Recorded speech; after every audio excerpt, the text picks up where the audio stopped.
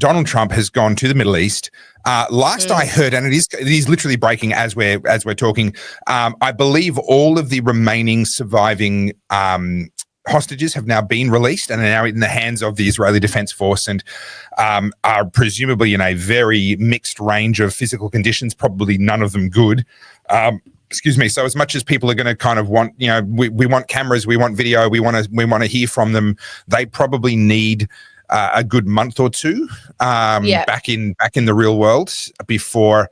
So that's what I've been hearing. All remaining living hostages.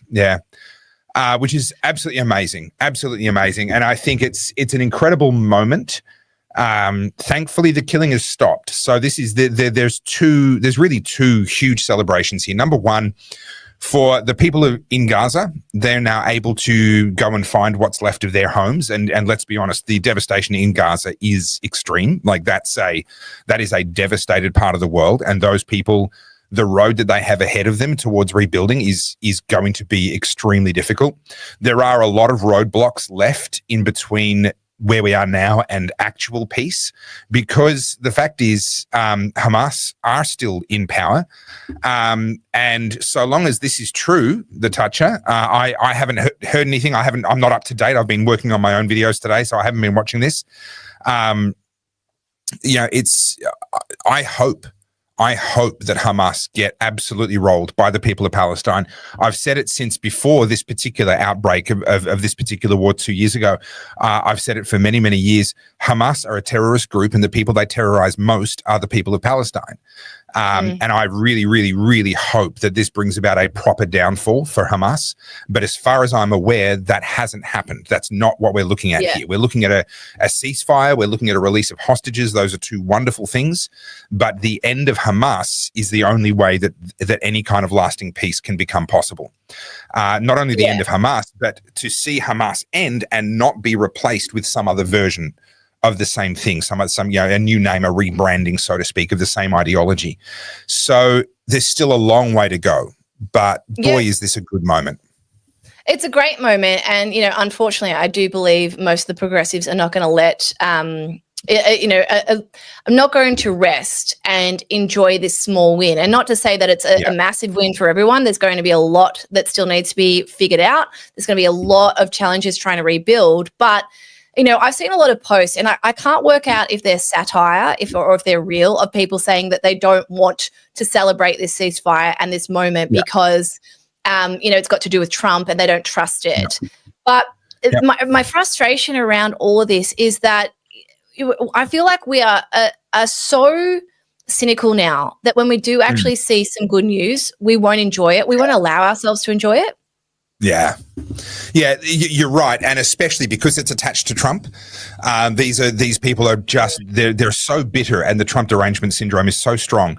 Let's not forget that in his first term as president, Trump moved the American embassy out of Tel Aviv and into Jerusalem.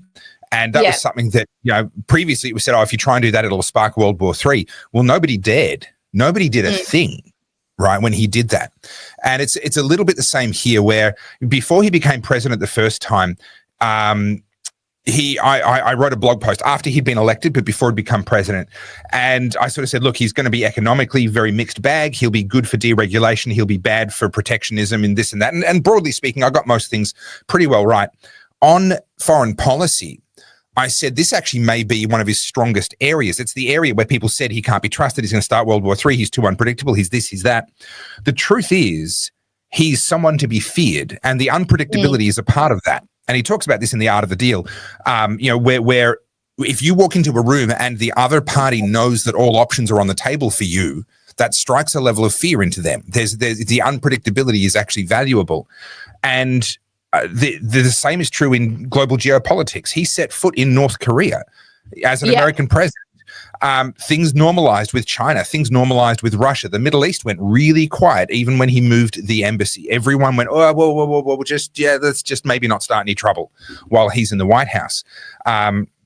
And then, of course, surprise, surprise, when Biden was in the White House, things started to pick back up again. We saw the Ukraine war break out, and then we also saw this most recent advent of hostilities in the Middle East as well. So I think the Trump has a stabilizing effect because of his unpredictability. This is the thing. Yeah. And the Trump haters do not want to give him any credit at all. Yeah. What was of really course. interesting, you saw all the nonsense around the Nobel Peace Prize, right? Yeah. Now, I don't think that Trump deserves the Nobel Peace Prize just for what he's achieved in the Middle East yet. I think he should be eligible for the next one next year if this sticks, if this holds, and he's able to actually hold this together, and we see, at least a lasting, at least for a year, settlement. Then I think at that point, yeah, you'd definitely be putting him forward for it. But I love the fact that he had been. What was the lady's name who won it? She was a Venezuela activist whose name escapes me just to the minute. But Trump had actually been supporting her. He'd been tweeting about her in person by name previously. And when she won, she simply turned around and gave him credit and thanked him by name, which to me is just a beautiful irony that they tried to avoid him. They didn't want to give it to him.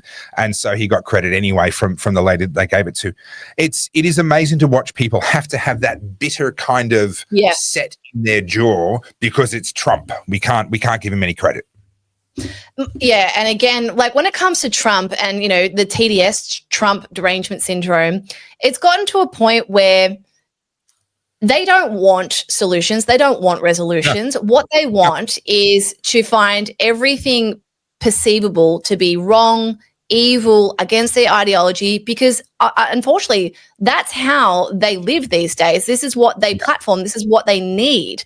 The left is only happy when they have an enemy, and Trump is the ultimate enemy. And his unpredictability makes him the best enemy because he just has to open his mouth and they've got fodder for a week. So it's been interesting to watch. Like, I'm not too sure if a lot of the posts I've been seeing are satirical or not, or if there's malice in them.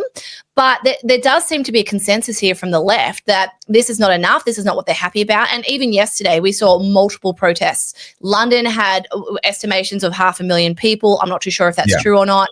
In Melbourne, we had protests. It seems like these people have become professional protests, and that's all they want to do.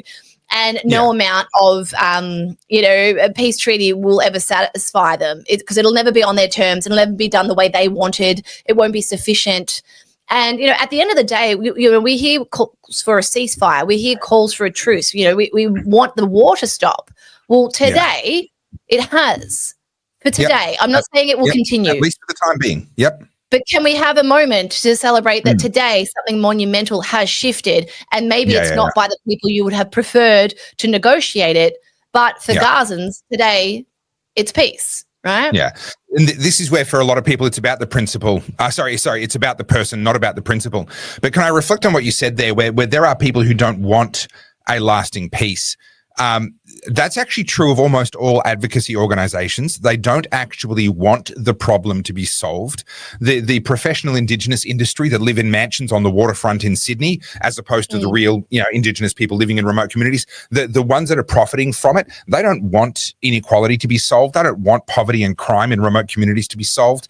The climate change carpetbaggers, they don't want climate change to be fixed. They don't want a solution. The ones that are making hundreds of millions of dollars off the reef is dying. The reef is dying. The last thing they want is for everyone to be aware that the last 5 years running have been the best 5 years in terms of coral cover since we started keeping detailed records on the reef. Like, if the problem goes away, the money stops flowing.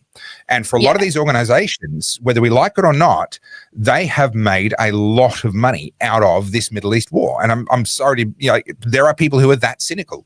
For as long as this war keeps going, for as long as the killing continues, they can profit out of saying, oh, those poor innocent civilians, because they don't actually care. That's the truth of a lot of them. Not all of them. There are ones that do genuinely care. But amongst them, there are a lot of people, and these people tend to end up in pretty powerful positions within these organizations because they're worth a lot of money.